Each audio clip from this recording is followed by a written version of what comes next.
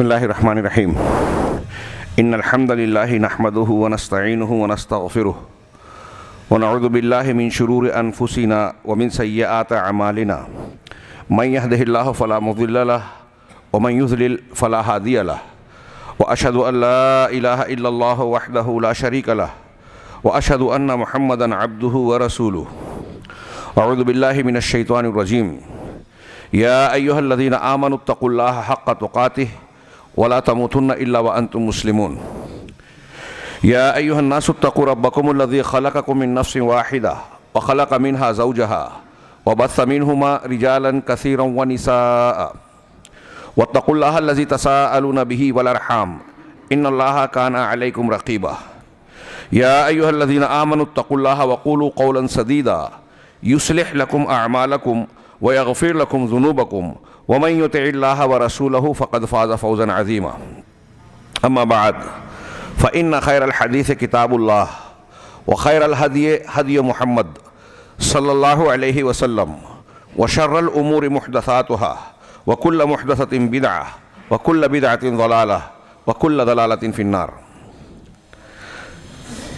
ذمہ داران مسجد، علماء کرام، میرے بزرگوں، بھائیوں، اسلامی ماں اور بہنوں، آج کی یہ نشست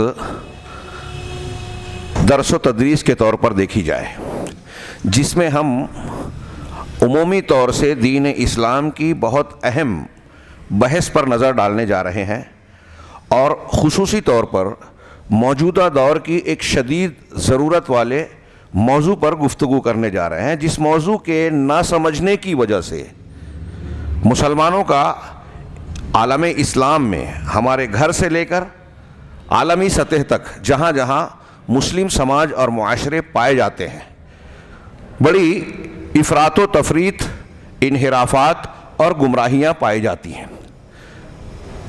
اس موضوع کے نہ سمجھنے کی وجہ سے اس بات کا خطرہ ہمارے اور آپ کے درمیان، نوجوان مرد ہوں، خواتین ہوں، ان پر منڈلاتا رہتا ہے کہ وہ اپنے آپ کو مسلمان، اسلام پسند، دین کا دائی، دین کا شہدائی کہتے ہوں، اس کے باوجود ان کے یہاں ایسے انحراف اور گمراہی پیدا ہو جائے جس سے ان کا دین ہی داؤ پر لگ جائے۔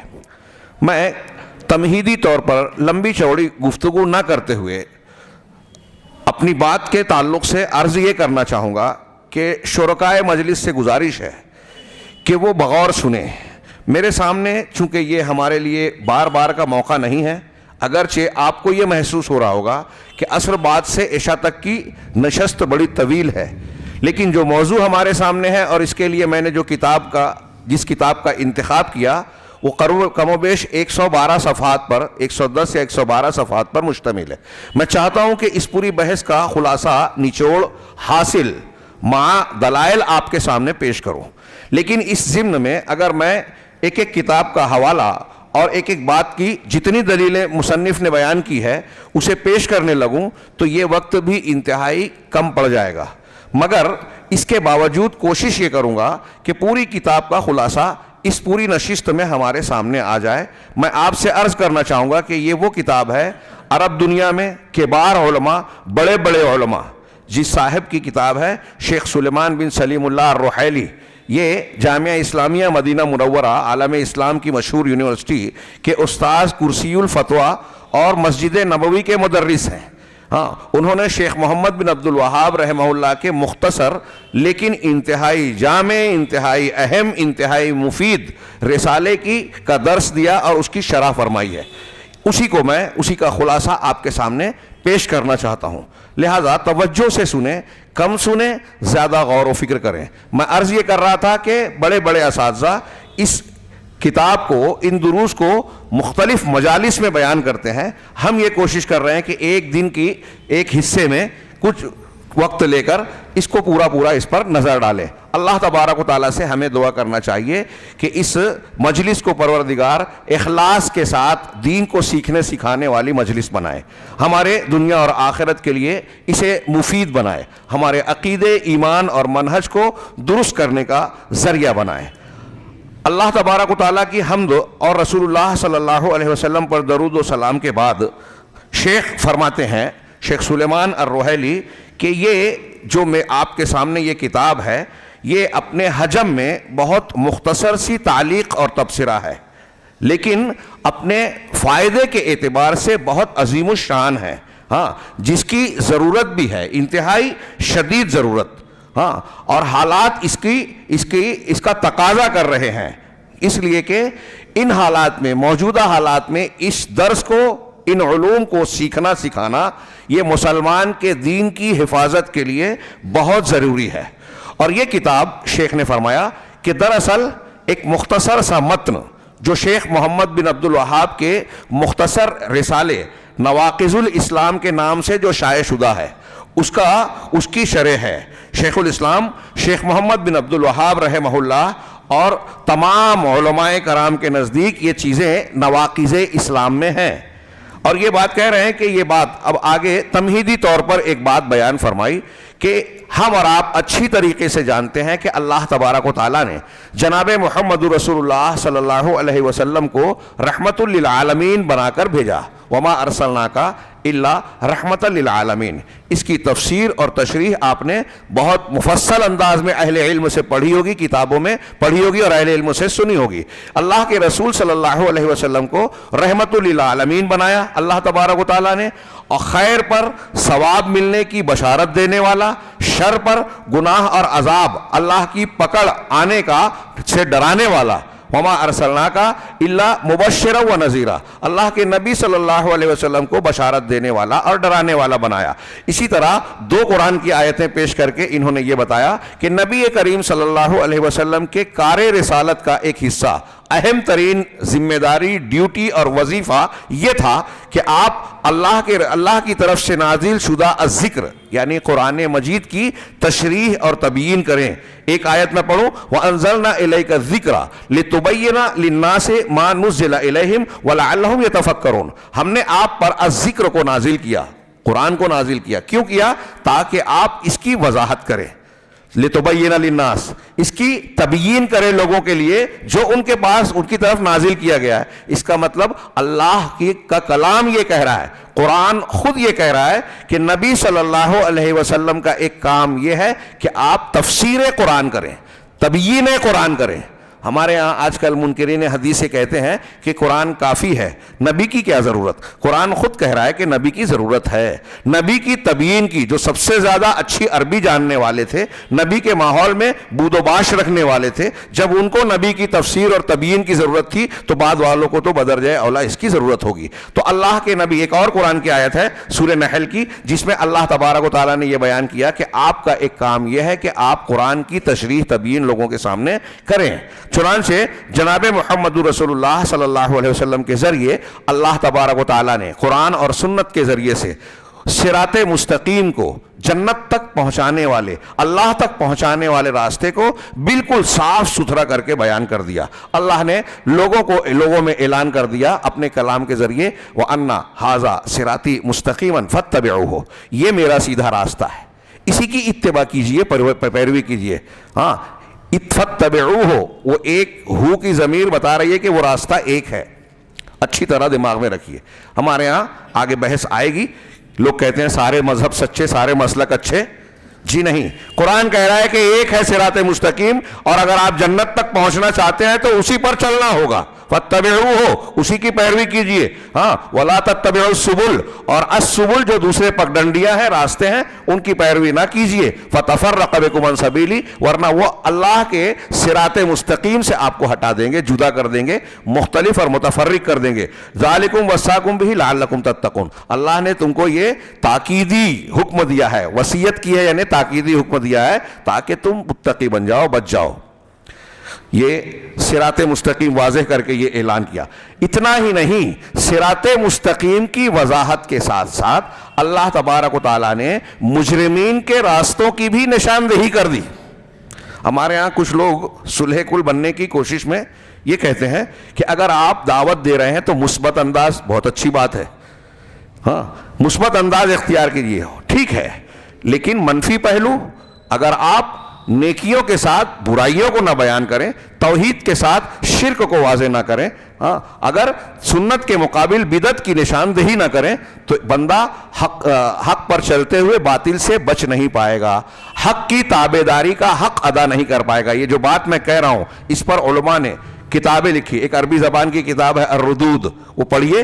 اللہ نے رد کیا, رسول نے رد کیا, صحابہ نے رد کیا, تابعین تبع تابعین, پوری دنیا کے پوری تاریخ میں رد کیا گیا ہے. اور باطل کا بدعت کا رد کرنا اہل حق کی ایک علامت ہے. فمن جاہدہم بیدہ فہو مؤمن. صحیح مسلم کی ایک لمبی حدیث ہے, میں موضوع سے ہٹنا نہیں چاہتا, ہمارے پاس بہت لمبی بحث ہے, کہ جو ہاتھ سے بدعت و خرافات سے کے مقابل جہاد کرے وہ مومن, جو زبان سے جہاد کرے وہ مومن, جو دل سے جہاد کرے وہ مومن, اور اس کے بعد رائی کے دانے کے برابر ایمان نہیں ہے. تو اللہ تبارک و تعالیٰ نے صرف اتنا ہی نہیں کیا کہ صراط مستقیم کی وضاحت فرمائی, بلکہ سبیل المجرمین, گمراہ طریقوں اور راستوں کی بھی نشاندہی کر دی تاکہ لوگ اس سے بچ سکیں. کوئی خانہ, کوئی گنجائش باقی نہیں رکھی ہدایت کو بیان کرنے میں. چنانچہ اللہ تعالیٰ نے قرآن میں ایک جگہ ارشاد فرمایا سورہ انعام کی آیت نمبر 55 میں کہ وَكَذَلِكَ نُفَصِّلُ الْآيَاتِ وَلِتَسْتَبِينَ سَبِيلَ الْمُجْرِمِينَ. بہت غور سے دماغ میں وہ صلح کل اور مثبت انداز والے پڑھیں اس آیت کو, کہ اسی طریقے سے ہم آیتوں کی تفصیل بیان کرتے ہیں, کھول کھول کر بیان کرتے ہیں, صاف صاف. کیوں؟ اور تاکہ آپ مجرمین کے راستوں کو وضاحت سے جان لیں. فرمایا, یہ قرآن کا ارشاد ہے, رب العالمین کا فرمان ہے کہ آپ کے سامنے مجرمین جو گمراہ ہیں, غلط راستے پر چل رہے ہیں, ان کا راستہ بھی کلیئر ہو جائے, واضح ہو جائے, تاکہ آپ اس سے بچ سکیں. اللہ نے صراط مستقیم بھی بتائی اور صراط منحنی اور گمراہی کے راستوں کو بھی واضح کیا. چنانچہ معاملہ انتہائی واضح اور کھلا کر دیا اللہ نے. کیوں؟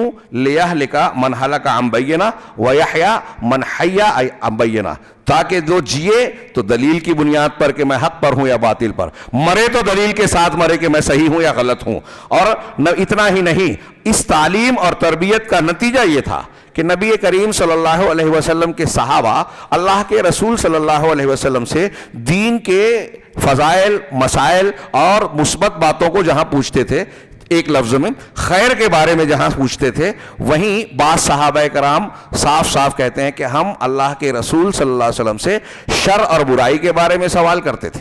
حضرت حذیفہ کی مشہور حدیث صحیح بخاری میں ہے, کان الناس یسألون رسول اللہ صلی اللہ علیہ وسلم عن الخیر وَكُنْتُ أَسْأَلُهُ عَنِ الشَّرِّ مَخَافَةَ أَنْ أَقَعَ فِيهِ.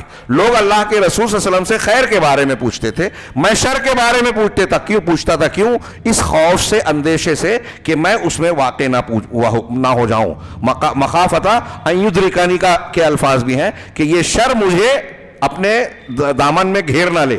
اس سے بچنے کے لیے میں برائی کو بھی, اس سے معلوم ہوا, میں جو تمہیداً یہ جو شیخ نے بیان کیا کہ ہم کو حق کے ساتھ ساتھ ہمارے ارد گرد جو باطل افکار, نظریات, مذاہب, مسالک ہیں اس کا بھی علم ہونا چاہیے.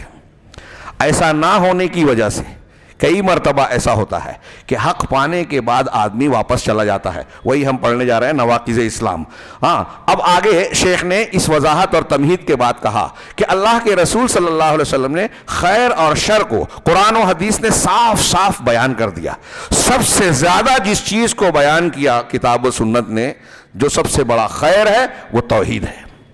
سب سے زیادہ شر میں جس چیز کو واضح کیا, جس سے بچنا ضروری ہے انسان کو نجات پانے کے لیے, وہ شرک ہے. شرک اور کفر ہے. تو دین کے تمام فرائض میں سب سے اہم توحید ہے. دین کی تمام منہیات اور ممنوعات میں سب سے زیادہ برا, سب سے زیادہ نقصان پہنچانے والا, تباہ کن شرک ہے. کیا یہ ممکن ہو سکتا ہے کہ قرآن اور حدیث اس سب سے بڑی بنیاد کو واضح نہ کریں؟ چنانچہ دونوں چیزوں کو قرآن و حدیث نے تأصیلاً اور تفصیلاً اس کی بنیاد بھی اور اس کی تفصیل بھی بیان کر دی, اور شرک کو تو بطور خاص کھول کھول کر بیان کیا, اس لیے کہ یہ سب سے عظیم ظلم ہے, سب سے شدید قسم کی زیادتی ہے. چنانچہ مکلف ہر انسان جو مکلف ہے, شریعت کا پابند ہے, اس پر لازم ہے, وہ چاہے مرد ہو یا عورت ہو, شعور پانے کے بعد ہاں سینے تمیز اور شعور آ جانے کے بعد ہر مرد اور عورت پر واجب ہے کہ وہ توحید کو سیکھے جانے تاکہ اس کو پختہ اور صحیح کر سکے، اور شرک کو اچھی طریقے سے سمجھے اور جانے تاکہ اس سے اپنے آپ کو بچا سکے۔ ہاں یہ علم، اس علم کو حاصل کرنا، اس علم کو حاصل کرنا، توحید اور شرک کو سیکھنا ہر مکلف پر، ہر مسلمان پر فرض عین ہے۔ کیا ہے فرض؟ جی فرض عین کوئی بتائے گا کیا مطلب؟ ہر ایک پر بالتعیین، یعنی فرض کفایہ اس کو کہتے ہیں، کچھ مسلمان نماز جنازہ پڑھ لے سب کی طرف سے ہو جائے گا، کوئی گنہگار نہیں ہوگا، سب نے، کسی نے نہیں پڑھی تو سب گنہگار۔ فرض عین کا مطلب ہر شخص پر تعیین کے ساتھ فرض ہے۔ تو کوئی یہ نہیں کہہ سکتا کہ میں توحید نہیں جانتا، میں تو عالم نہیں ہوں۔ ٹھیک ہے عالم نہیں ہے، جب بغیر توحید اختیار کیے ہوئے اور شرک سے بچے ہوئے آپ جنت میں نہیں جا سکتے، جہنم سے نہیں بچ سکتے، تو یہ سیکھنا آپ پر لازم ہے، یہ فرض عین ہے۔ ہاں ہر مکلف پر، آدمی ہو یا عورت ہو، مرد ہو یا عورت ہو۔ اور یہ اللہ کے نبی صلی اللہ علیہ وسلم کے اس مشہور فرمان کہ طلب العلم فریضۃ علی کل مسلم، جس کو بہت سارے علماء ضعیف کہتے ہیں، کچھ علماء حسن بھی کہتے ہیں، کہ ہر مسلمان پر علم حاصل کرنا فرض ہے۔ ہاں یہ علم کا حصول فرض ہے، اس میں سب سے پہلا فرض یہ ہے کہ توحید اور شرک سیکھا جائے۔ آگے کہتے ہیں ہاں اسی وجہ سے بہت سارے علماء سلف اور خلف ایسے گزرے جنہوں نے توحید کو بیان کرنے پر خاص توجہ دی، خصوصی طور سے اپنے خطابات میں، اپنی کتابوں میں خوب توجہ دی۔ اور کیوں نہ دیں، یہ انبیاء کا طریقہ ہے، انبیاء کرام کی دعوت کا آغاز اور نچوڑ توحید ہی ہوتا تھا۔ ہاں جن کی قوموں اور امتوں نے، جن نبیوں کے امتوں نے توحید کو قبول نہیں کیا، انہوں نے اگلا سبق نہیں دیا۔ چنانچہ علماء کرام نے توحید کو کھول کھول کر بیان کیا، اس کے محفوظ رکھنے کی کیفیت بیان کی، اور یہ بھی بیان کیا کہ کن چیزوں سے توحید ٹوٹ جاتی ہے، جو ہماری بحث ہے نواقص، کن چیزوں سے توحید برباد ہو جاتی ہے، ختم ہو جاتی ہے، ٹوٹ جاتی ہے، اور کن چیزوں سے توحید میں نقص پیدا ہوتا ہے، خامی اور جھول پیدا ہوتا ہے۔ ہاں اس سلسلے میں اہل سنت والجماعت علماء کرام کی کتابیں، تصنیفات اتنی ہیں جس کو ہم شمار نہیں کر سکتے، یہ بہت ساری ہیں۔ ان عظیم کتابوں میں سے، ان عظیم بہت ساری کتابوں میں سے ایک کتابچہ جو بہت مختصر سا ہے، لیکن اس میں رسالہ کہہ رہے کہ بہت اختصار کے ساتھ ہے، لیکن بہت ہی فائدہ مند ہے، وہ ہمارے سامنے موجود یہ رسالہ ہے شیخ محمد بن عبد الوہاب کا، لیکن اس میں کچھ دقائق ہیں، باریکیاں ہیں۔ ہاں تو اس اعتبار سے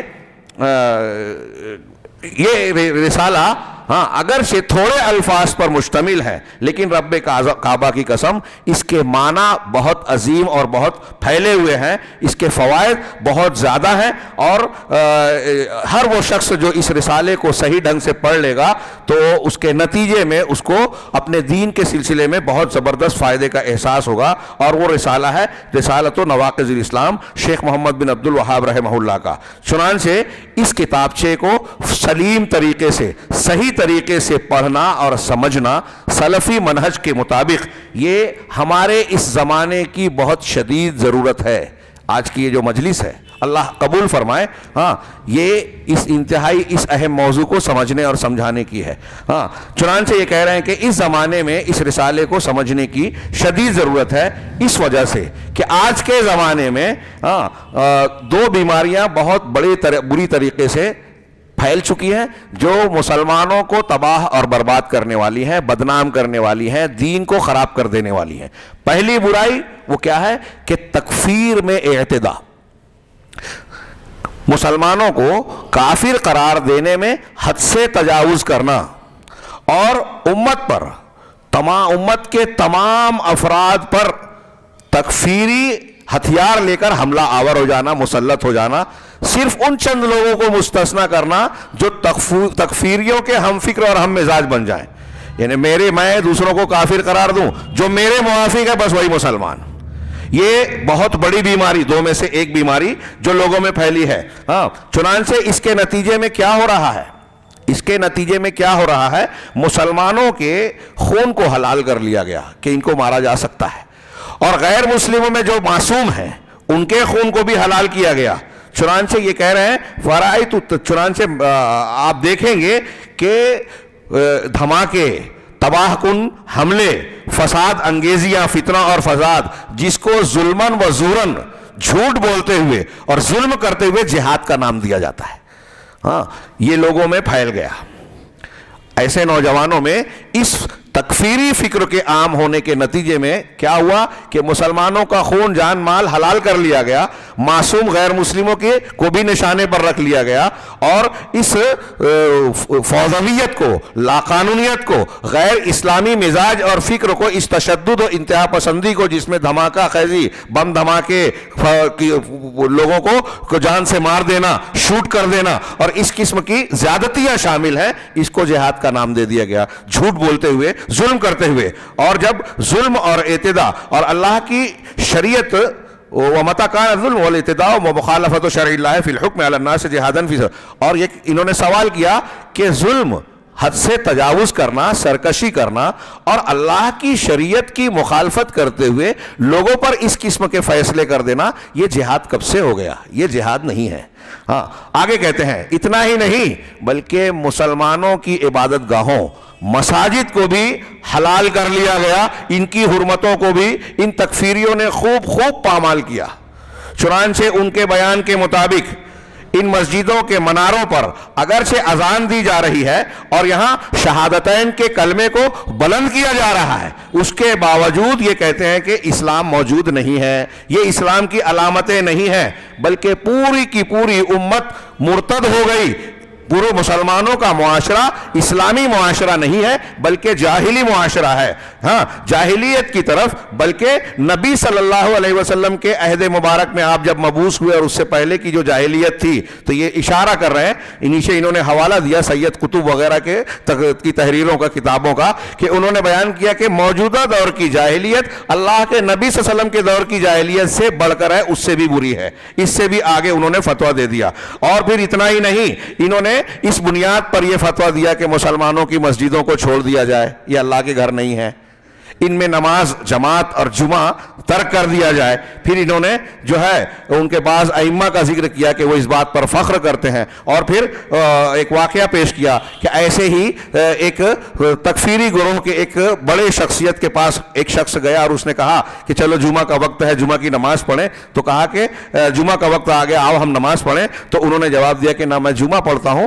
اور نہ جماعت میں شریک ہوتا ہوں، ہاں اس لیے کہ یہ لوگ تو مسلمان ہے ہی نہیں. اعوذ باللہ من ھذا الضلال. ہاں یہاں تک کہ آگے کہتے ہیں شیخ کہ گمراہی ان کی یہاں تک پہنچ گئی کہ وہ اتنا ہی نہیں کر رہے ہیں بلکہ اللہ کے گھروں کو منہدم کر دینے کو واجب قرار دیتے ہیں اور مسجدوں میں مصروف عبادت مسلمانوں کو قتل کرنے کو جائز ٹھہراتے ہیں. وہ دین جو یہ کہتا ہے کہ اگر آپ غیر مسلموں پر جنگ کی حالت میں حملہ آور ہو رہے ہیں تو وہاں غیر مسلموں میں جو مصروف عبادت ہے ان کو نقصان نہ پہنچاؤ، ان کی عبادت گاہوں کو نقصان نہ پہنچاؤ. اس دین کے ماننے والے اپنے ہم دین لوگوں کے بارے میں یہ کہہ رہے ہیں کہ ان کی مساجد نہیں ہے، ان پر حملہ کیا جا سکتا ہے، ان کو توڑا جا سکتا ہے، منہدم کیا جا سکتا ہے اور اس میں موجود لوگوں کو قتل کیا جا سکتا ہے. اس پر اللہ کی پناہ. یہ کہہ رہے ہیں کہ یہ گمراہ اور حد سے تجاوز کرنے والے لوگ، ان کا ایک حربہ یہ بھی ہے. ان کی اس بات کو میں اپنے الفاظ میں اختصار سے بیان کروں کہ ان کا حربہ یہ بھی ہے کہ تکفیر کے سلسلے میں علماء حق کی جو تحریریں اور فتوے ہیں اس کا غلط استعمال کرتے ہیں، اس کو اپنی آڑ بنا کر اس کے پردے میں یہ غلط معنی مفہوم بیان کر کے مسلمانوں کو کافر قرار دیتے ہیں. ہاں اور ان معنی اور مفہوم کو جو حقیقت میں تکفیر پر مشتمل علماء دین کے فتوے ہیں اس کو اس کے جگہ سے بدل دیتے ہیں. ہاں بلکہ یہ لوگ جو ہے اہل سنت والجماعت کے ان علماء کو بدنام کرتے ہیں.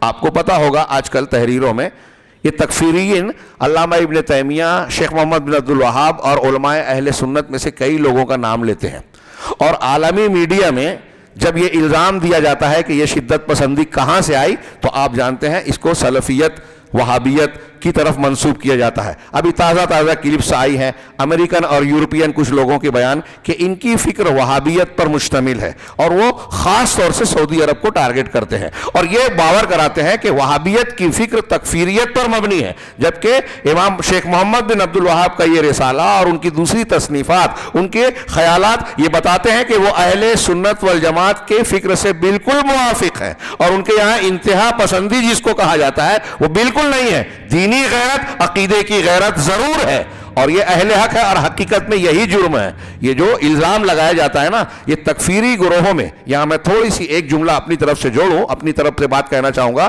کہ یہ جو تکفیری گروہ عمل کر رہا ہے اور اس کا الزام وہابیت، سلفیت، اہل الحدیث اور مسلک حق کو جاننے ماننے والوں پر لگاتا ہے، یہ فکر ان کی نہیں ہے۔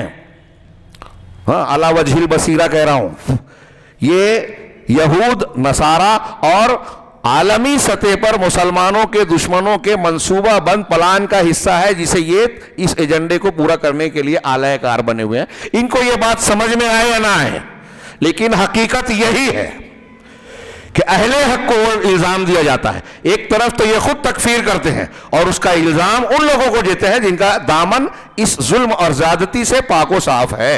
ہاں، اور اس کے بالمقابل کچھ گروہ ایسے ہیں جو اہل حق، اب شیخ محمد بن عبد الوہاب جیسے لوگ ہیں یا سلفی علماء ہیں، اس بنیاد پر ان کے بارے میں کہتے ہیں، آپ کے درمیان ملے گے کئی لوگ جو کہیں کہ اہل حدیثوں میں جو ہے انتہا پسندی پائی جاتی ہے، شدت ہوتی ہے۔ کس معنی میں شدت؟ اگر شرک اور توحید، سنت اور بدعت کے تعلق سے یہ بات کہیں تو بالکل بجا ہے، لیکن اس کو شدت نہیں کہیں گے، اس کو حمیت اور غیرت کہیں گے۔ یہ شدت، یہ حمیت، یہ غیرت بھی سنت ہے۔ رسول صلی اللہ علیہ وسلم یا کوئی بھی پیغمبر ہو، صحابہ میں سے کوئی بھی صحابی ہو، اپنے سامنے شرک کو برداشت نہیں کرتے تھے۔ شرک کو رد کرنا شدت پسندی نہیں ہے، دینی غیرت ہے، دین اور ایمان کا تقاضا ہے۔ لیکن اس غیرت کو وہ تکفیریوں کی انتہا پسندی سے ملا کر ان کے ساتھ ملا دیتے ہیں، اور اس طریقے سے اہل حق پر سماج میں ظلم کیا جاتا ہے، یہ خلط ملط کرتے ہیں۔ دوسرے نمبر پر کہہ رہے ہیں کہ دوسری بیماری، میں نے اپنے الفاظ میں ان کا خلاصہ بیان کر کے ایک پورے پیراگراف کو آگے بڑھ رہا ہوں کہ دوسری طرف ایک طبقہ ایسا پایا جاتا ہے مسلمانوں میں، یہ دوسری بیماری جو بہت تباہ کن ہے، کہ وہ کہتا ہے صلح کل، مطلقاً تکفیر کا قائل ہی نہیں ہے کہ ایک آدمی نے کلمہ پڑھ لیا، اب اس کے بعد وہ کتنے بھی گناہ کر رہا ہے، ہاں، معین طور پر کسی کو کافر نہیں قرار دینا انہوں نے اصول بنا لیا۔ ایک آدمی کو، ابھی ہم وہی پڑھیں گے آگے، کسی معین شخص کو کافر قرار دینا اور عمومی فتویٰ دینا دونوں میں فرق ہے۔ اب یہ معین کو فتویٰ دینے کے لیے کوئی کفر کا کلمہ یا عمل کر رہا ہے تو شرائط کا ہونا ضروری ہے کہ اس کے کافر ہونے کی شرطیں جو ہے اصولاً وہ ہو، اور موانع یعنی جو فتویٰ دینے میں رکاوٹ پیدا کرنے والی اصولی چیزیں ہیں، ہاں، وہ نہ ہو، تب اس کو کافر قرار دیا جائے گا۔ لیکن یہ جو طبقہ دوسرا ہے جو مطلقاً تکفیر کا قائل نہیں ہے، اگر کوئی آدمی کھلے کھلے شرک کو اختیار کر رہا ہے، شرائط موجود ہیں، موانع مفقود ہیں، اس کو معین طور پر قرآن و حدیث کی دلیلوں کے مطابق کافر قرار دیا جا سکتا ہے اور دینا چاہیے، ایسے شخص کو بھی کافر قرار نہیں دیتا۔ یہ دوسرا طبقہ ہے تفرید کی طرف۔ تو انہوں نے اس بیماری کا ذکر کیا کہ وہ کسی کو بھی کافر قرار دینے کے قائل نہیں ہے، اگرچہ کہ کفر صریح ثابت ہو جائے اور اس کا حال اس درجے تک پہنچ جائے کہ بعض کو کافر قرار دے کفر عمومی طور پر، رہا معین شخص کا معاملہ تو وہ کافر نہیں قرار دیا جائے گا، اگرچہ وہ ہر قسم کے مکفرات کا ارتکاب کر لے۔ آج ہم دیکھ رہے ہیں ایک طرف وہ تکفیری گروہ ہے جو سارے مسلمان کو کافر قرار دے رہا ہے، ایک طرف ہمارے بیچ میں ارد گرد میں ایسے لوگ ہیں جو ابن عربی کے وحدت الوجودی ہندوانہ عقیدے، حلول کے ہندوانہ عقیدے کو اختیار کرنے والے کو بھی کہتا ہے کہ مسلمان ہے۔ کیسا بھی کفر کر لے، شرک کر لے، صلح کل بنے رہو۔ یہ دونوں طرف، وہاں گائے بھی گابن، بیل بھی گابن، کوئی حرج نہیں، متحد ہو جاؤ۔ یہ خطرناک فکر ہے، آپ ہر حق اور باطل کو اکٹھا نہیں چلا سکتے۔ تو کہہ رہے ہیں کہ اگرچہ شرائط موجود ہوں، موانع نہ موجود ہوں، اس کے باوجود کسی کو معین کو کافر قرار دینے کی یہ قائل نہیں ہے، اگرچہ اگرچہ کفر کا ارتکاب کرنے والا اپنے آپ کو کھلے طور پر کافر کہے، ہاں، لیکن یہ کہتے ہیں کہ ہم کسی معین شخص کو کافر نہیں قرار دیتے، بلکہ یہ کفر نوع ہے، کفر نوعین، ایک قسم کا کفر ہے، وہ اسلام سے خارج نہیں ہوا، اور کہہ رہے ہیں کہ یہ انتہائی خبیث اور رذیل قول ہے، انتہائی فساد انگیز قول ہے، شر کے اعتبار سے بہت عظیم ہے، اور یہ قرآن اور حدیث کی دلیلوں کے صراحتاً خلاف ہے، اور ان چیزوں کے بھی خلاف ہے جس پر سلف کے علماء کا اتفاق ہے، صحابہ اور تابعین کا۔ چنانچہ جس طرح پہلے کے گروہ نے کیا، پہلی بیماری میں مبتلا لوگوں نے، کہ قد یحتجو، کہ یہ لوگ اہل سنت والجماعت علماء کرام جو علماء حق ہے ان کی بعض عبارتوں کو اپنے معنی میں ڈھال کر استدلال کرتے ہیں اور اس کو غلط طریقے سے اس کا مفہوم بیان کرتے ہیں، ہاں، اور ایسے لوگوں پر اس کو چسپاں کرتے ہیں جس پر وہ چسپاں نہیں ہوتا، ہاں۔ اسی طریقے سے ان لوگوں نے یہ کام کیا کہ ان چیزوں کو، اس باب کو بالکل سب کے لیے کھول دیا، ہر گمراہ اور بے دین کے لیے اس دروازے کو کھول دیا کہ جو آدمی شریعت کے معاملے میں جو چاہے کہے، کیسا بھی عقیدہ اختیار کرے، اس کا عقیدہ اور اس کی فکر جو ہے اس بات سے محفوظ ہے کہ وہ دین اسلام سے خارج ہو، اس کے دین پر کوئی آنچ آئے۔ سمجھ رہے ہیں میں جو باتیں بیان کر رہا ہوں؟ چنانچہ اللہ کے دین پر اس کے نتیجے میں جرأت عظیم ہو گئی، اور علماء مسلمین کے خلاف بھی جرأت عظیم ہو گئی۔ یہیں سے واجب ہو گیا، اس صورتحال میں، یہ جو دو بیماریاں ہیں، اس صورتحال میں ضروری ہے کہ ہم اہل سنت والجماعت کا جو اعتدال والا منہج ہے، صحیح راستہ، بیچ کا راستہ، اس کو واضح کریں، اس کو اچھی طریقے سے سمجھیں، ہاں، اسما اور احکام کے مسائل میں، اور خاص طور سے، ہاں، بطور خاص تکفیر کے سلسلے میں ہم اعتدال کا راستہ، کس چیز کو کیا نام دیا جائے گا، کس پر کیا حکم لگایا جائے گا، اور بطور خاص کسے کافر قرار دیا جائے گا اور کہاں کافر نہیں قرار دیا جائے گا، اس کو جاننا بہت ضروری ہے۔ ہاں، اہل سنت والجماعت کے علماء کا حق ہے کہ ہم اس کلام کو صحیح انداز میں بیان کریں، اس لیے کہ ان کا کلام کتاب و سنت کے موافق ہے، اور اس میں مکمل عدل اور انصاف کا تقاضا ملحوظ رکھا گیا ہے، ہاں، اس کے اصل سے لے کر، یعنی قرآن و حدیث کی دلیلوں سے اس کو نکال کر، جو کہ قرآن و حدیث کے دلیلوں سے حاصل شدہ ہے۔ یہ رسالہ جو ہمارے سامنے انتہائی اہم موضوع پر مشتمل ہے، یہ بہت عظیم الشان منفعت اپنے اندر رکھتا ہے، لیکن یہ جو تکفیرین ہیں اس رسالے کو بھی، ہاں، اپنے معنی اور مفہوم کے ساتھ میں نشر کرتے ہیں، اور اس کا غلط مفہوم بیان کرتے ہیں کہ مؤلف نے، شیخ محمد بن عبد الوہاب نے جو چیز چاہی ہے، ہاں، یہ تکفیرین کو کافر قرار دینے والے شیخ محمد بن عبد الوہاب کے اس رسالے کو بھی اپنے مطلب اور معنی پہنا کر لوگوں میں پھیلاتے ہیں۔ لہٰذا آپ حضرات کے سامنے ہم اس کی کچھ شرح بیان کر رہے ہیں، دو تین مقدمات کے ساتھ، ہاں، اور جو ان مقدموں کو نہیں سمجھے گا وہ تکفیر کے مباحث جو آگے بیان کیے جاتے ہیں، نواقض ایمان، ہاں، اس کو نہیں سمجھے گا۔ لہٰذا شیخ روحیلی نے اس مقدمے کے بعد، جو تمہید کے بعد، دو تین مقدمے کسی کو کافر قرار دینے سے متعلق کچھ اصول بیان کیے۔ حاضرین گرامی، میں جو بیان کر رہا ہوں، کیا آپ اس سے اکتاہٹ محسوس کر رہے ہیں؟ پوچھ رہا ہوں آپ لوگوں سے۔ یہ جو گفتگو ہم ابتدا میں پڑھنے جا رہے ہیں، اس میں کچھ اصولی قسم کی بحثیں ہیں۔ اصولی باتوں میں وہ واقعات کا اونچ نیچ، نشیب و فراز اور مزہ اور لذت بظاہر محسوس نہیں ہوتی، لیکن علمی چیزیں انہی اصولوں میں نظر آتی ہے۔ لہٰذا بہت غور سے اپنے دل کو جما کر، اگرچہ کہ لمبے وقت تک اپنے ذہن کو جمانا مشکل ہوتا ہے، لیکن اس کی اہمیت کے پیش نظر آپ اس کی کوشش کریں، اللہ ہمیں توفیق دے۔ پہلا مقدمہ انہوں نے ایک عنوان قائم کیا کہ تفسیر و عنوان الرسالہ نواقض الاسلام۔ شیخ محمد بن عبد الوہاب رحمہ اللہ کا عنوان جو ہے اسلام کے نواقض، اس کا معنی کیا ہے، اس کی تفسیر بیان کر رہے ہیں۔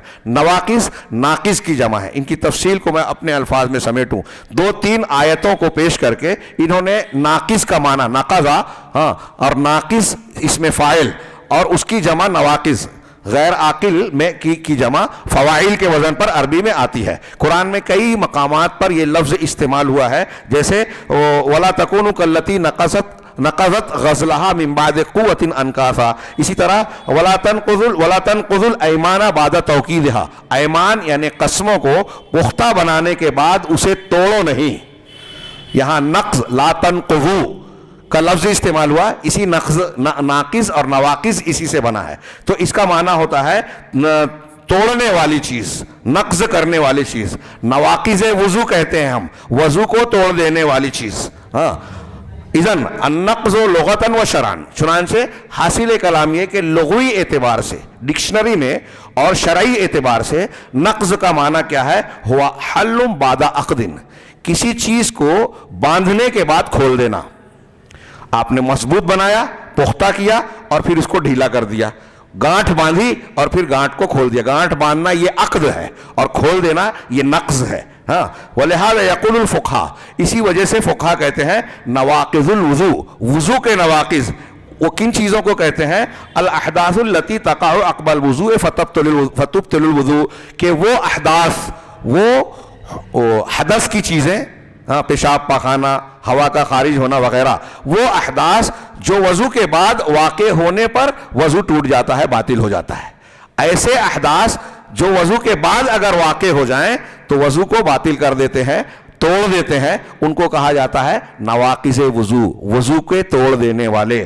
ہاں اب یہ بات معلوم ہے کہ جو شخص شہادتین کو لا الہ اشہد ان لا الہ الا اللہ و اشہد ان محمدن عبدہ و رسولہ، یہ دو شہادتین، ہاں دو گواہیاں، ہاں شہادتین کو جو اختیار کرے گا اشہد ان لا الہ الا اللہ و اشہد ان محمد رسول اللہ، تو شہادتین کا اعتراف ظاہراً اور باطناً کرنے والا شخص اسلام کا عقد اختیار کرتا ہے، یعنی اسلام کے بندھن میں بندھ گیا، ایگریمنٹ کر لیا، اس نے ایگریمنٹ کر لیا، عقد میں پڑ گیا. وثبت لہ الاسلام، اور اس شخص کا اسلام ثابت ہو گیا کہ وہ مسلمان ہے. ثم پھر اگر اس کے بعد وہ ایسی کوئی چیز اختیار کرتا ہے قولاً فعلاً عقیدتاً، ہاں اگر کوئی ایسی چیز اختیار کرتا ہے جو اس کے اسلام کی اصل کو باقی رکھتے ہوئے اسلام میں کمی کرتی ہے، ہاں تو اس کا اسلام ناقص ہوگا. اور کبھی ایسا ہوتا ہے کہ اسلام کے لانے کے بعد، شہادتین کے بعد وہ مسلمان ہو گیا، کچھ ایسی چیز اختیار کر بیٹھتا ہے جو اس کے اسلام کو توڑ دیتی ہے، اس کے عقد کو کھول دیتی ہے اور بالکلیہ اس کو باطل قرار دے دیتی ہے. یعنی اس کا اسلام نہیں رہ جاتا، اب وہ اسلام سے خارج ہو جاتا ہے. نواقص کا معنی سمجھا؟ یعنی ہم مسلمان ہو گئے، کلمہ پڑھ لیا، اللہ ہمیں بچائے، اب مسلمان ہونے کے بعد ہم نے کوئی ایسی چیز اختیار کر لی ظاہراً باطناً جو اسلام کے کلمے کی یا شہادتین کے منافی ہے، خلاف ہے، ضد ہے اور اس کو توڑ دینے والی ہے، تو ہمارا مسلمان ہونا ٹوٹ گیا، ختم ہو گیا، ہم اسلام سے خارج اور باہر ہو گئے. تو وہ چیزیں جو اسلام کو توڑ دے، مسلمان کو واپس کفر میں، شرک میں لے کر چلی جائیں، اسلام کے دائرے سے باہر کر دیں، اسے کہیں گے نواقض اسلام، نواقض ایمان. اب کہہ رہا ہے کہ نقض اسلام ہاں لغوی اعتبار سے وہی معنی دیتی ہے جس کو ہم نے سمجھا، اور شرعی اعتبار سے وہی معنی دیتی ہے جس کو ہم نے بیان کیا اور سمجھا. اور یہ سلف صالح رضوان اللہ علیہم اجمعین کے یہاں یہ تعبیر نواقض اسلام کو توڑ دینے والا لفظ یہ بعد میں استعمال نہیں ہوا، سلف میں صحابہ میں بھی استعمال ہوتا تھا. جیسے انہوں نے حضرت ابن عباس رضی اللہ تعالیٰ عنہ کی سے مروی ایک قول نقل کیا، آپ نے فرمایا القدر و نظام التوحید، تقدیر پر ایمان لانا ہم جانتے ہیں نا، تقدیر توحید کا نظام ہے، نظام توحید ہے، اس کے ساتھ جڑا ہوا ہے. ہاں چنانچہ جو اللہ تبارک و تعالیٰ کی توحید کو مانتا ہے اور تقدیر پر ایمان لاتا ہے تو اس نے مضبوط دستہ پکڑ لیا جس میں کوئی کھوٹ نہیں. لیکن جو شخص اللہ کی توحید کو اختیار کرتا ہے، یہ کہتا ہے کہ میں اللہ کو ایک مانتا ہوں، لیکن تقدیر کا کو جھٹلاتا ہے، تو اس نے اپنی توحید کو توڑ دیا. یہ ایک ہار میں پیرویا ہوا ہے.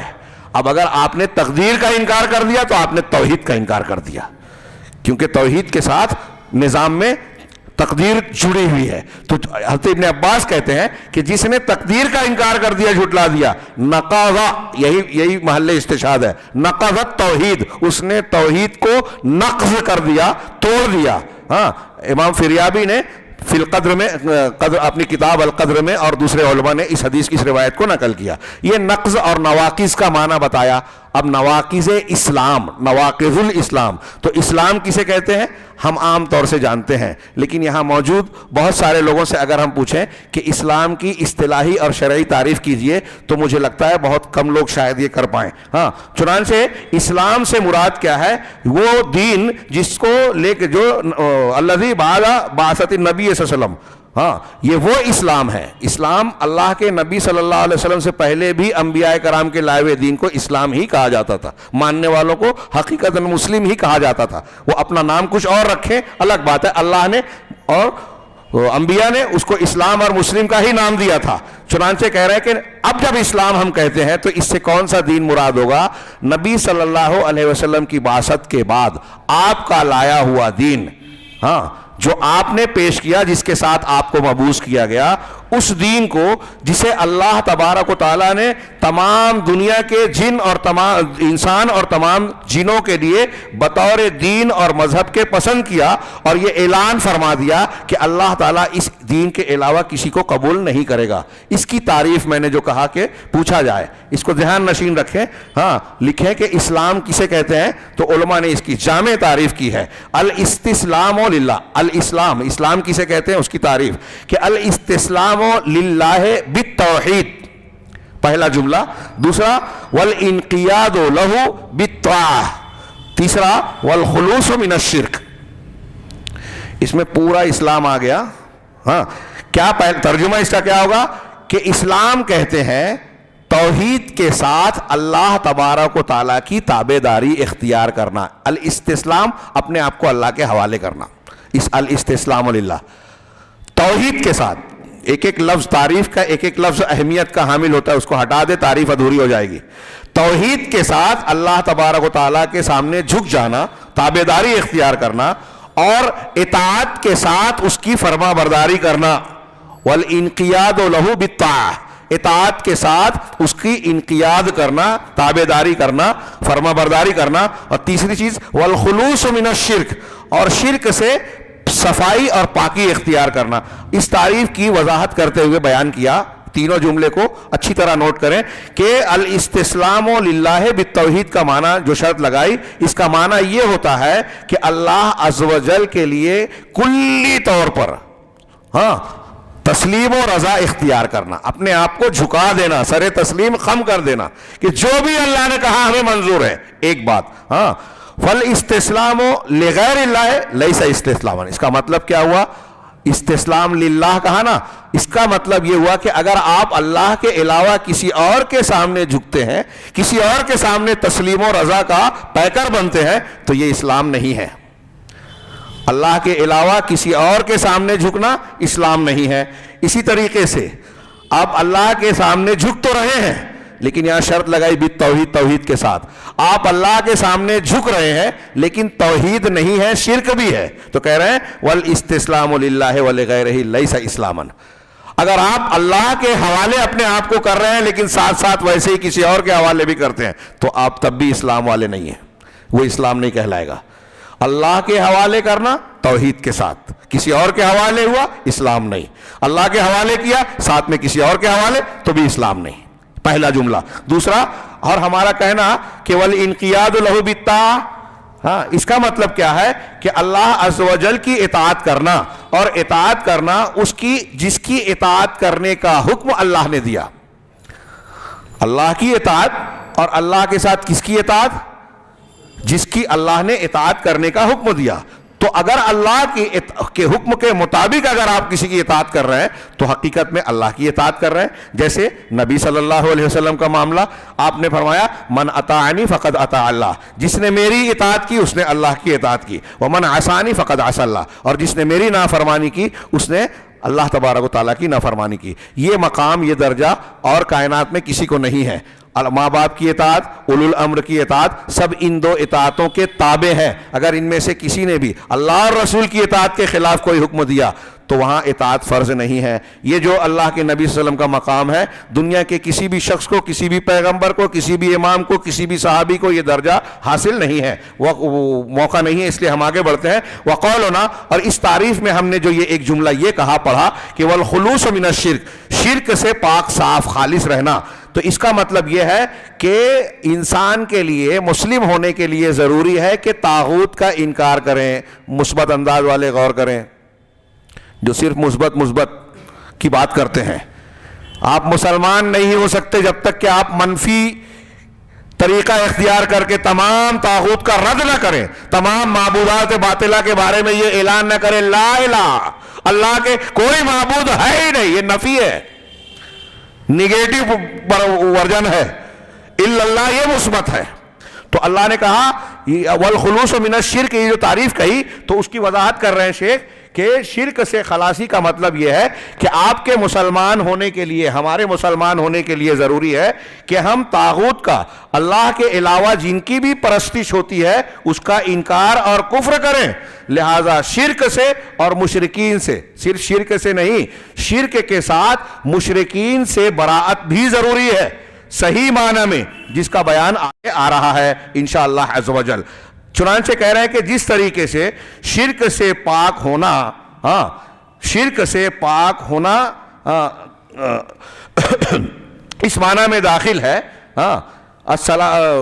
کما یدخل فی الخلوص من الشرک السلامۃ من نواقض الاسلام، شرک میں یہ بھی داخل ہے۔ ابھی تعریف میں ہم نے پڑھا نا کہ شرک سے پاک ہونا مسلمان ہونے کے لیے ضروری ہے، تو اسی کی وضاحت کرتے ہوئے کہہ رہے ہیں کہ جو نواقض اسلام ہم پڑھنے جا رہے ہیں، ان نواقض اسلام سے بچنا بھی اس معنی میں داخل ہے، شرک سے بچنے میں، یعنی ان نواقض سے بچنا ہمارے مسلمان ہونے کے لیے ضروری ہے۔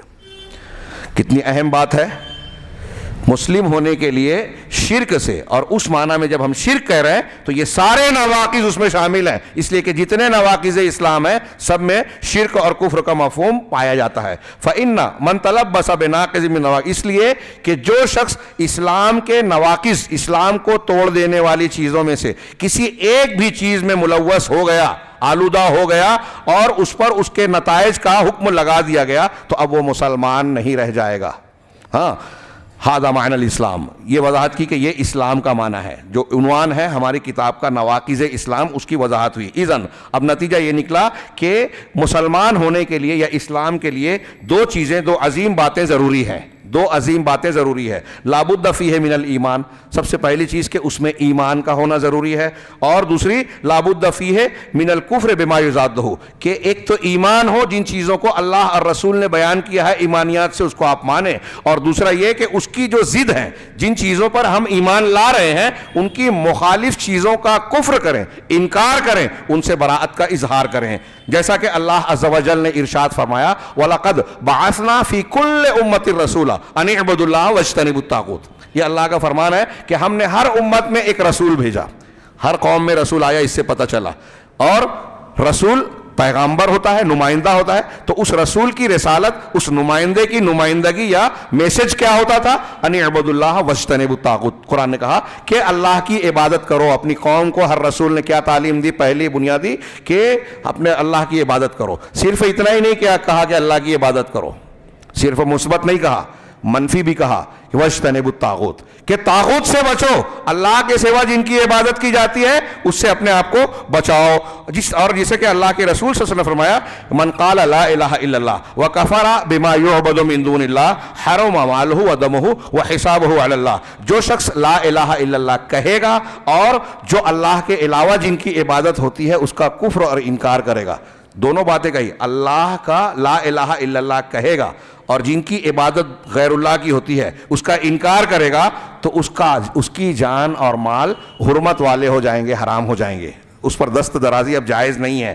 وَحِسَابُهُ عَلَى اللَّهِ، اور اس کا حساب کتاب اللہ پر ہے۔ اس نے ظاہر میں کہہ دیا لا الہ الا اللہ، ظاہر میں اس نے کفر سے براءت کا اظہار کر دیا، طاغوت سے، غیر اللہ سے، تو اب ظاہر میں ہم اس کو مسلمان پائیں گے۔ اگر باطن میں وہ کافر ہے تو حسابہ علی اللہ، اس کا حساب اللہ پر ہے۔ رواہ مسلم فی الصحیح، یہ صحیح مسلم میں روایت ہے۔ فلا بد من ایمان و کفر بما، تو نتیجہ کیا نکلا؟ دلیل ان دو دلیلوں سے کہ ایمان کا ہونا اور ایمان کی ضد کا انکار کفر، یہ دونوں چیزیں ضروری ہے مسلمان ہونے کے لیے۔ اب ایک لفظ اسلام ہے، ایک لفظ ایمان ہے، ہاں، تو دونوں کا فرق یہ واضح کر رہے ہیں کہ اسلام اور ایمان دو شرعی لفظ ہیں، ہاں، اس کا اپنا اپنا لغوی معنی بھی ہے، لیکن شرعی اعتبار سے ان کے معنی کیا ہوتے ہیں کہ اہل علم ایک لمبی بحث کا خلاصہ انہوں نے پیش کیا کہ یہ دونوں شرعی لفظ ہیں، اذا اجتمعا افترقا واذا افترقا اجتمعا۔ یہ اسلام اور ایمان کے درمیان کیا فرق ہے، لمبی چوڑی بحث کی جاتی ہے، اس کا حاصل یہ ہے کہ جب یہ دونوں لفظ اکٹھا ہوتے ہیں، جب دونوں لفظ اکٹھا ہوتے ہیں تو دونوں کے معنی میں فرق ہوتا ہے، اور جب دونوں لفظ الگ ہوتے ہیں تو دونوں کا معنی ایک ہوتا ہے۔ اذا اجتمع افترقا واذا افترقا اجتمع، ہاں، کیسے، کیا مطلب کہ فاذا اجتمع فی نص او قول، اگر قرآن حدیث کی کسی نص یا قول میں یہ دونوں اکٹھا ہو جائیں، اسلام کا لفظ بھی ہو اور ایمان کا لفظ بھی ہے، تو اس وقت کہہ رہے ہیں کہ ایسے میں اسلام کا معنی ظاہری اعمال پر مشتمل ہوگا، وہ دین کی باتیں جو ظاہر میں انجام دی جاتی ہے۔ اللہ کے رسول صلی اللہ علیہ وسلم کے پاس حضرت جبریل علیہ السلام انسانی شکل میں آئے تھے، میں صرف اشارہ کر رہا ہوں حدیث جبریل کی طرف، تو آپ سے سوال کیا اللہ کے رسول نے، حضرت جبریل نے، اسلام کیا ہے؟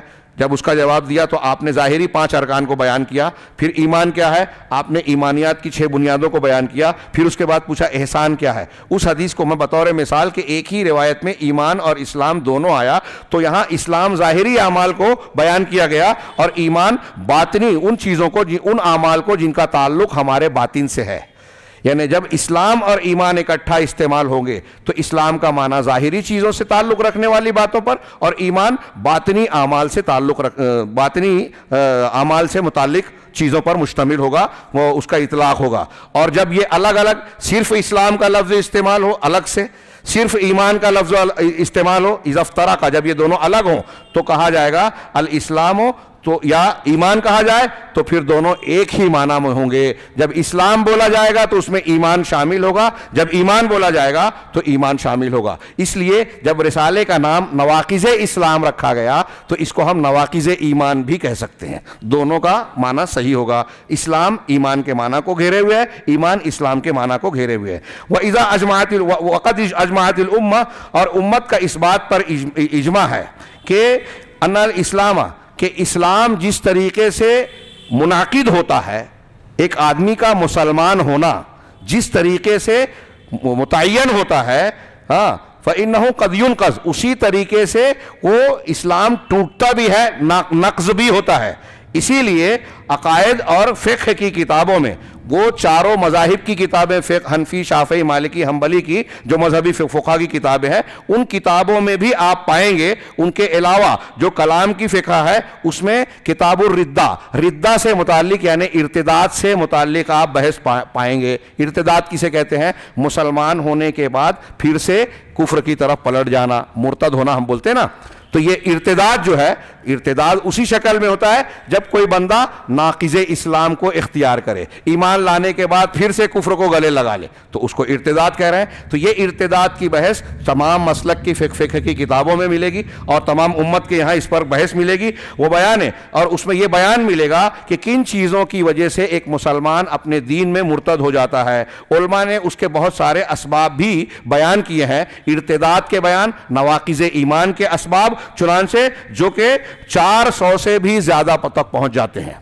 کن کن چیزوں سے آدمی مرتد ہو جاتا ہے، اسلام سے باہر ہو جاتا ہے، تو علماء نے 400 سے زیادہ ایسے اسباب بیان کیے ہیں جس سے اسلام ٹوٹ جاتا ہے، آدمی مسلمان ہونے کے بعد مرتد ہو جاتا ہے۔ ہاں، لیکن یہاں ہم صرف 10 کا تذکرہ کر رہے ہیں، جس کا جو زیادہ مشہور ہے اور نا علمی کی وجہ سے جس میں لوگ زیادہ گرفتار ہوتے ہیں، اور کہہ رہے ہیں کہ جس بات پر ہم کو اور طالبان علم کو، دین سیکھنے والے لوگوں کو جس پر آگاہ ہونا چاہیے وہ یہ کہ ان الاعتقاد فی معنی الایمان مؤثر فی عقد نواقض الاسلام والایمان۔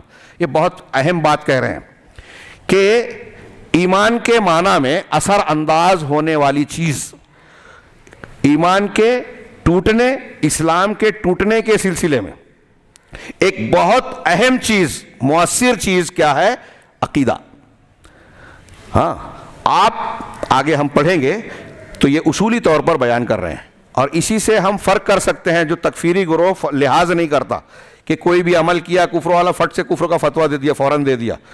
تو یہ فرق بتا رہے ہیں کہ یہ بات آپ دماغ میں ذہن نشین کیجئے. شیخ نے مقدمے کے طور پر ہی سے بیان کیا کہ اعتقاد ایمان کے معنی میں اثر انداز ہونے والی چیزوں میں اسلام اور ایمان کو کے نواقص کو شمار کرنے میں یہ اہمیت کا حامل اور بنیادی حیثیت رکھتا ہے.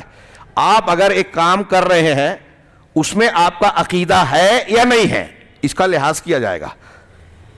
ایک آدمی اگر یہ کہتا ہے مثال کے طور پہ، میں یہاں اس کی ضرورت نہیں تھی لیکن پھر بھی سمجھانے کے لیے، کہ کہتا ہے کہ مجھ کو ڈاکٹر نے شفا دی.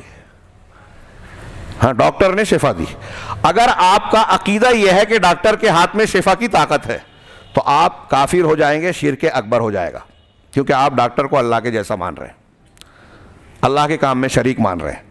اور اگر آپ یہ زبان سے تو بول رہے ہیں کہ ڈاکٹر نے شفا دے دی، لیکن آپ کے دل میں یہ عقیدہ نہیں ہے کہ یہ ڈاکٹر شفا دینے کی طاقت رکھتا ہے، دل کا عقیدہ نہیں ہے، لیکن زبان سے آپ یہ شرکیہ بات کہہ رہے ہیں، تو یہ شرک اصغر ہوگا، یہ دین سے اسلام سے خارج کرنے والا نہیں ہوگا. یہ شیخ متنبہ کر رہے ہیں طالبان علم کے لیے. میں سب کو کہوں گا، نوجوانوں اور سب لوگوں کو، یہ اچھی طریقے سے دماغ میں بٹھا لیں کہ کسی بھی کفر اور گناہ کے کام میں عقیدہ ہے یا نہیں ہے، اس کا لحاظ رکھنا بہت ضروری ہے. اور بعض دوسرے اسباب، شرائط اور موانع کی بات آگے آئے گی. فَكُلُّ مَا يُذْكَرُ مَا يُضَادُّ الْإِيمَانِ، کہہ رہے ہیں کہ چنانچہ ہر وہ چیز جو کہ ایمان کے خلاف ذکر کی جاتی ہے وہ ایمان کے سلسلے میں اعتقاد کے ساتھ ہوتی ہے. بغیر عقیدے کے اگر کوئی شخص کسی غیر اللہ کی کوئی بات کر رہا ہے، شرکیہ بات کر رہا ہے، تو عموماً وہ چیز شرک اصغر، کفر اصغر، نفاق اصغر ہو سکتی ہے. اکبر ہونے کے لیے عموماً اعتقاد کا ہونا ضروری ہے. کہہ رہے ہیں کہ فہذا، چنانچہ یہ ایسا معاملہ ہے جس پر آگاہ ہونا ہر اس شخص کے لیے ضروری ہے جو کتب فقہ پڑھتا ہے. فالذین یخرجون العمل، جو کتب فقہ پڑھتا ہے.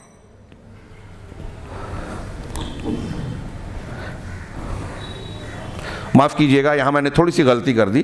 آگے جو شیخ بیان کر رہے ہیں کہ ایک تو اعتقاد کی بات ہے، وہ جو میں نے بیان کیا وہ غلط نہیں ہے، لیکن یہاں جو بیان کر رہے ہیں شیخ کہ جو لوگ یہ بیان کرتے ہیں کہ فلاں کام کے کرنے سے آدمی اسلام سے خارج ہو جائے گا، تو ایسا بیان کرنے والوں کے یہاں ان کا اپنا جو عقیدہ اور اصول ہے، وہ اپنے تعلق سے کچھ اصولوں پر جو قائم ہے، اس کی بنیاد پر کسی کے بارے میں یہ اسلام سے خارج ہوا یا نہیں ہوا کہتے ہیں. چنانچہ کسی کو اسلام سے کا ناقص قرار دینے کے سلسلے میں کہ بعض چیزوں کے سلسلے میں اسی بنیاد پر اختلاف ہوا. چنانچہ جو شخص کتب فقہ پڑھتا ہے تو اب وہ ان لوگوں کو دیکھتا ہے کہ کچھ لوگ ایسے ہیں، ہمارے یہاں احناف کے بارے میں یہ مشہور ہے کہ جو ایمان سے عمل کو باہر مانتے ہیں، ایمان کو مرکب نہیں کہتے. الایمان لا یزید ولا ینقص. ایک آدمی نے کلمہ پڑھ لیا، مسلمان ہو گیا، تو اس کا ایمان ابوبکر صدیق، عمر فاروق، اللہ کے رسول، جبریل اور میکائیل کے ایمان کے جیسا ہو گیا. اب وہ کوئی بھی عمل کرے اس کے ایمان میں فرق نہیں پڑتا. یہ مرجیہ کا قول ہے، اور احناف میں بھی اس کے قائلین ہیں. امام ابو حنیفہ رحمہ اللہ کی طرف یہی قول منسوب ہے، مشہور بھی ہے. کچھ لوگ آج کل اس کی تعویل کرنے کی کوشش کرتے ہیں. بہرحال تو یہ ان کا یہ جو کہنا ہے یہ ان کا اپنا ایک عقیدہ ہے جو غلط ہے. اور جمہور امت کہہ رہے ہیں کہ اہل سنت والجماعت تمام لوگوں کا اس بات پر اجماع ہے کہ ایمان 3 چیزوں کا مجموعہ ہے. ایک قول باللسان، زبان سے قول لا الہ الا اللہ یا ایمانیات کو زبان سے اقرار کرنا، دل سے یقین رکھنا، واعتقاد بالجنان، دل سے عقیدہ رکھنا، وعمل بالجوارح والارکان، اور اعضاء و جوارح سے ان کے تقاضوں پر عمل کرنا. اقرار نہیں ہے تو آدمی کافر. باقی 2 چیزیں ہو، اقرار نہیں ہے، اقرار کر رہا ہے کوئی لیکن دل میں تصدیق نہیں ہے تو آدمی منافق. اقرار کر رہا ہے، دل سے یقین نہیں ہے لیکن عمل نہیں کر رہا ہے تو آدمی فاسق و فاجر ہوگا. یہ ایک عمومی بات ہے. لیکن بعض اعمال ایسے بھی ہوتے ہیں کہ اعمال کفر اکبر اور شرک اکبر میں مبتلا کر دیتے ہیں، تو وہاں ہم یہ نہیں کہیں گے، یہ عمومی اصول اس پر نہیں چلے گا. چنانچہ یہ اس کے لیے تھوڑی سی تفصیل ہوگی. کہہ رہے ہیں کہ لہم طریقۃ، چنانچہ اہل سنت والجماعت جو لوگ اعمال کو ایمان میں شامل مانتے ہیں اور جو لوگ اعمال کو ایمان میں شامل نہیں مانتے، ان دونوں کے یہاں کسی چیز کو ناقض اسلام قرار دینے کے سلسلے میں کچھ فرق ہو جاتا ہے۔ اس بنیاد پر بعض نواقض اسلام کی گنتی میں فرق پڑتا ہے۔ شیخ الاسلام محمد بن عبد الوہاب رحمہ اللہ نے اس کتاب کے ذریعے سے خاص طور سے اس موضوع پر توجہ دی ہے کہ مسلمان اپنے دین کی حفاظت کریں اور ان چیزوں سے اپنے دین کو محفوظ رکھیں جس سے دین اسلام ٹوٹ پھوٹ کا شکار ہو جاتا ہے۔ بلکہ علماء مسلمین جو تمام مذاہب کے گزرے ہیں، وہی صرف یہ اکیلے نہیں ہے شیخ محمد بن عبد الوہاب رحمہ اللہ، ان کی تو یہ عادت رہی ہے، کہہ رہے ہیں ان کی بہت سی دوسری کتابیں بھی ہیں اس موضوع سے متعلق۔ آپ کے علاوہ تمام مذاہب کے لوگ، بلکہ جتنے بھی فرقے پائے جاتے ہیں، وہ اس بات پر اجماع متفق ہیں کہ اسلام کے کچھ نواقض بھی ہیں جو اسلام کو توڑ دیتے ہیں۔ یہاں اوپر کی جو تمہید تھی اس میں یہ بیان کرنے کا مقصد یہ ہے کہ نواقض اسلام کے شمار کرنے میں یا بعض چیزوں کے ناقض ہونے کے سلسلے میں اختلاف ہو سکتا ہے، لیکن سب لوگ یہ مانتے ہیں کہ ایک آدمی مسلمان ہونے کے بعد کافر ہو سکتا ہے، اس کا ایمان ٹوٹ سکتا ہے۔ بطور مثال انہوں نے ایک قول نقل کیا کہ اسحاق بن راہوے کہتے ہیں کہ علماء اسلام کا اس بات پر اجماع ہے کہ جو اللہ عز و جل کو گالی دے برا بھلا کہے، یا رسول کو گالی دے برا بھلا کہے، یا اللہ کی نازل شدہ کسی چیز کا دفع اور رد کرے، یا اللہ کے انبیاء کرام میں سے کسی نبی کا قتل کرے، اور اس کے باوجود جو اللہ نے نازل کیا ہے وہ اس کا اقرار کر رہا ہے، اس کے باوجود اس کے ساتھ یہ کام کرتا ہے تو وہ کافر ہوگا۔ تو یہ کہہ رہے ہیں کہ میں نے کچھ نص پیش کی تاکہ اس کے مقام اور اس کے سبب کو بیان کر سکوں کہ یہ بات مجمع اتفاقی ہے کہ ایسا ہو سکتا ہے۔ کوئی یہ اختلاف کر سکتا ہے کہ ایک آدمی مسلمان ہونے کے بعد کافر کیسے ہوگا، تو انہوں نے بطور مثال پیش کیا کہ تمام فرقوں اور امت کے لوگوں کے نزدیک یہ چیز پائی جاتی ہے، اور کہہ رہے ہیں کہ نواقض اسلام تمام امت کے علماء کے نزدیک یہ اس کا ذکر کرنا تمام امت کے علماء کا طریقہ رہا ہے، اور اس پر اتفاق رہا ہے ان کا، اگرچہ بعض نواقض کو نواقض ماننے کے سلسلے میں اختلاف ہے اور ہو سکتا ہے۔ آگے دوسرا مقدمہ کہ اس اصل کے بارے میں جس کی طرف الذی یرد الیہ ھذا الباب، جس کی طرف اس باب کو پلٹایا جاتا ہے، علماء کا اس بات پر اتفاق ہے کہ جو شخص شہادتین کو پیش کرے، یعنی اسلام کو قبول کر لے گا، اور یہ کیا ہے کہ اس کے حق میں جو یقین اختیار کرے، وَأَنَّ هَذَا هُوَ الْيَقِينُ فِي حَقِّهِ، جو شخص کھل کر شہادتین کا اقرار کر رہا ہے، لا الہ الا اللہ محمد رسول اللہ کو ماننے کا دعویٰ کرتا ہے، تو اب وہ یقینی طور پر مسلمان ہو گیا، اس کے بارے میں یہ یقین حاصل ہو گیا کہ یہ مسلمان ہے۔ تو اب کہہ رہے ہیں کہ جس کے بارے میں یہ معلوم ہو جائے کہ وہ مسلمان ہے، تو ایسے شخص کے بارے میں اسلام کا حکم اسی وقت ہٹے گا جب ویسا ہی یقین کافر ہونے کے سلسلے میں ہو۔ یقین سے اگر ایک آدمی مسلمان ہے تو شک کی وجہ سے اس کو کافر نہیں بولیں گے، اس کا یہ یقین مسلمان ہونے کے تعلق سے جو یقین حاصل ہوا ہے، اس کا یہ یقین اسی وقت ہٹے گا جب یقین پایا جائے کہ اس کا اسلام نہیں رہا۔ چنانچہ کہہ رہے ہیں جب شک ایسی کسی مسلمان کے بارے میں شک واقع ہو تو وہ اس شک کی طرف اس اصل کو رد نہیں کیا جائے گا جو یقین کی شکل میں حاصل ہوا ہے۔ ایک آدمی یقینی طور سے مسلمان ہے، ہم جانتے ہیں کہ یہ مسلمان ہے، اب کوئی ایسی بات اس کے بارے میں معلوم پڑی جس کی وجہ سے شک ہو کہ وہ کہیں کافر تو نہیں ہو گیا۔ اس کو دیکھا گیا تھا کہ وہ مندر میں گیا ہے، اس کو ایسا کرتے ہوئے دیکھا، ایسا کہتے ہوئے سنا، اب ہم کو اس کے اس قول یا واقعے سے عمل سے شک ہو رہا ہے کہ وہ کافر ہو گیا، تو جو یقین سے مسلمان ہوا وہ شک سے کافر قرار نہیں دیا جائے گا، اور شک کا اس سے دفاع کیا جائے گا اور تکفیر کو اس سے روکا اور ہٹایا جائے گا، اور ظاہر میں اس کے ساتھ اہل اسلام اور مسلمانوں کی طرح ہی معاملہ کیا جائے گا۔ یہ ایک قاعدہ ہے، اچھی طرح یاد رکھیے۔ یعنی ان الامر عند اہل علم کے نزدیک حکم یہ ہے کہ جو انسان شہادتین کو قبول کر لے تو ہم اس کے لیے اسلام کو ثابت مانیں گے، اس کو مسلمان مانیں گے، اور اس پر احکام اسلام مسلمانوں کے معاملات کو جاری کریں گے۔ اب اگر اس کے اسلام کے سلسلے میں ہمیں شک لاحق ہو جائے تو ہمیں ضروری ہے کہ ہم اس شک کو اس کی اصل اور یقین کے معاملے کی طرف لوٹائیں، یعنی اس کو مسلمان مانیں، یقین کو قبول کریں۔ اسی لیے علماء نے اس بات پر اتفاق کیا ہے کہ اگر کسی مسلمان کو پیش کیا جاتا ہے کہ اس پر نماز جنازہ پڑھی جائے، یہ مسلمان تھا. ہاں اب مسلمانوں کے شہر میں اگر کسی انسان کا ایسا معاملہ آ جائے ہاں تو اس پر نماز پڑھی جائے گی. مسلمان ہے، ہم کو نماز پڑھ لینا چاہیے. ہاں اور جو بعض لوگ کہتے ہیں کہیں کہیں کہ نہیں جب ہم اس پر نماز نہیں پڑھیں گے یہاں تک کہ وہ مسلمانوں کی مسجد میں پیش کیا جائے. ہاں اور اسی طریقے سے کسی شخص پر نماز نہیں پڑھیں گے یہاں تک کہ یہ بات یقین سے معلوم ہو جائے کہ وہ مسلمان ہے، تو کہہ رہے ہیں کہ یہ بدعت کا طریقہ ہے.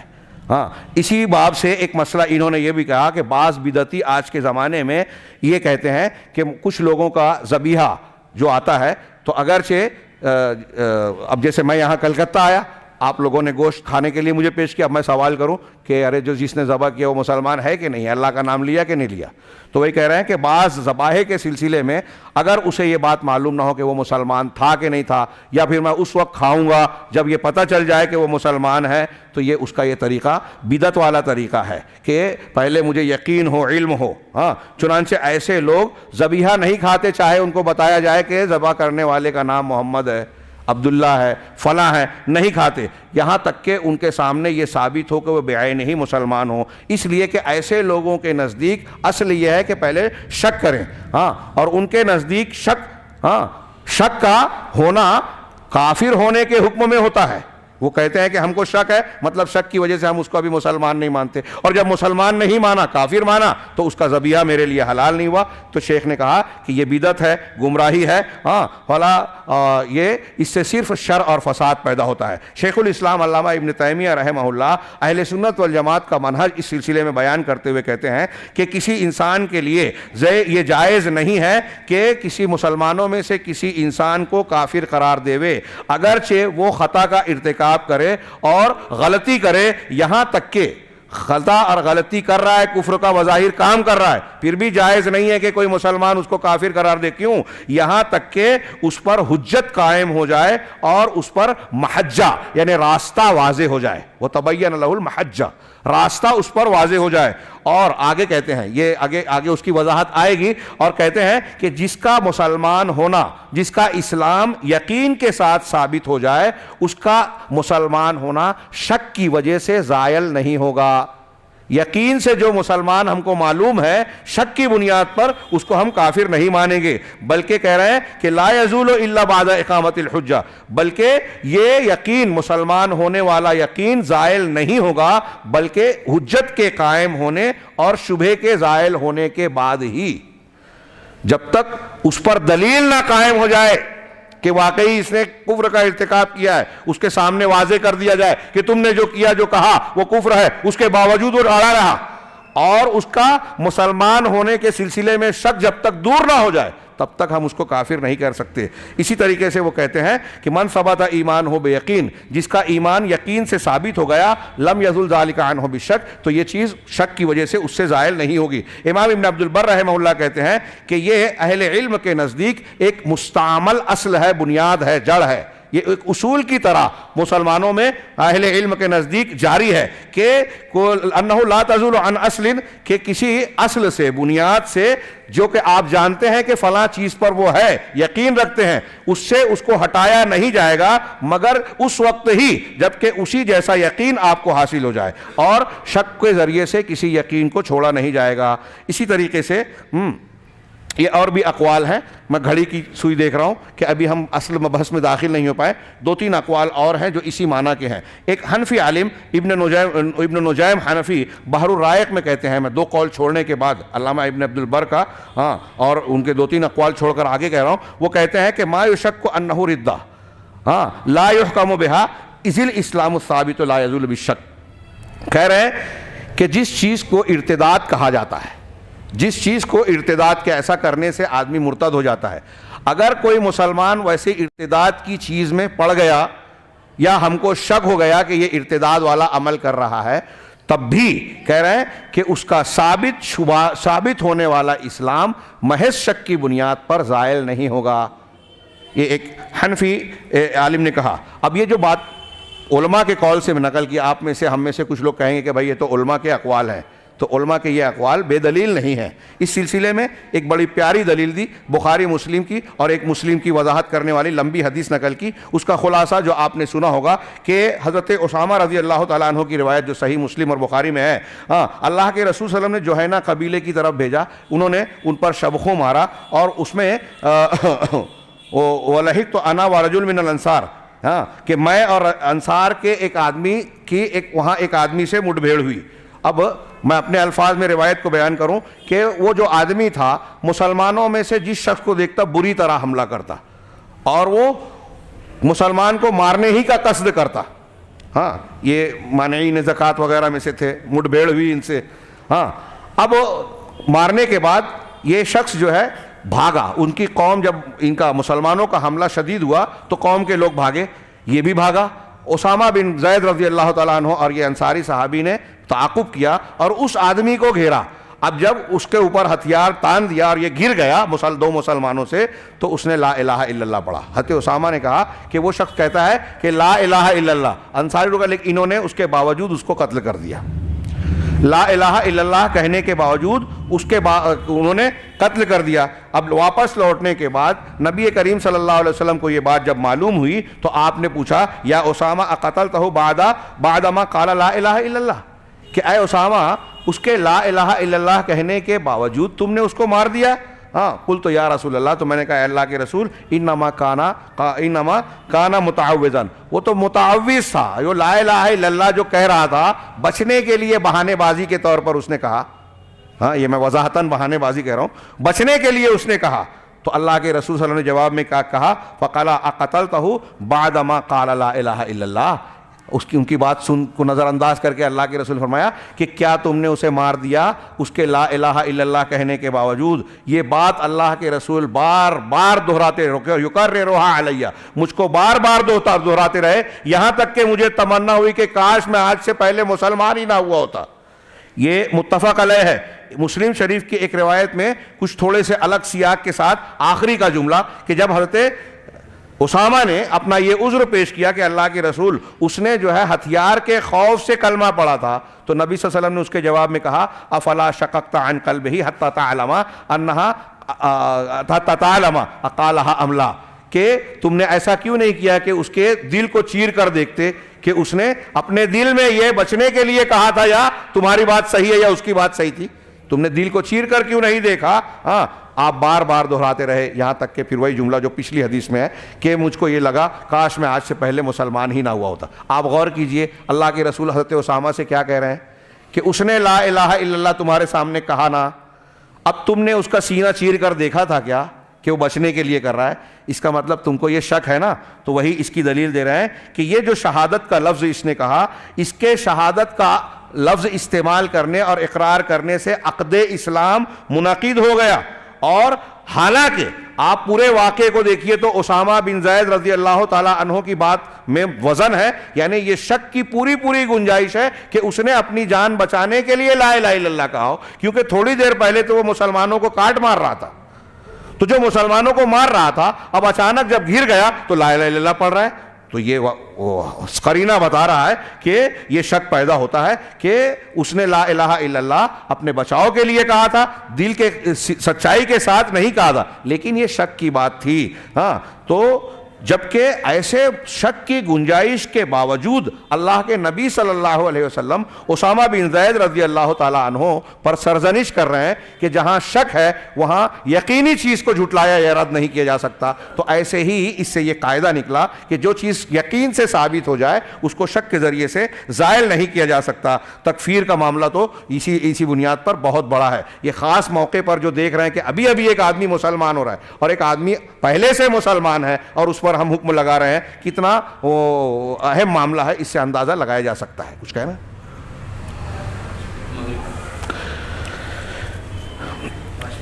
یہ میں چاہتا تھا کہ اس پہلی نشست میں یہ ابھی 2 مقدمے اور باقی ہیں، ان 2 مقدمات کے ساتھ نواقض ایمان میں سے 2 نواقض کا ابھی پہلی نشست میں ذکر ہو جائے، پھر مغرب سے عشاء کے درمیان بقیہ کو ہم سمیٹنے کی کوشش کرتے، لیکن مجھے ایسا محسوس ہو رہا ہے کہ شاید بحث بہت ادھوری ہو جائے، مغرب کا وقت ہو رہا ہے، اس لیے ابھی یہ پہلی نشست ہم ابھی یہیں اختتام پذیر کر رہے ہیں۔ اللہ تعالیٰ سے دعا ہے کہ ہمیں بات کو سمیٹ کر زیادہ سمجھنے کی توفیق عطا فرمائے۔ واخر دعوانا الحمدللہ رب العالمین۔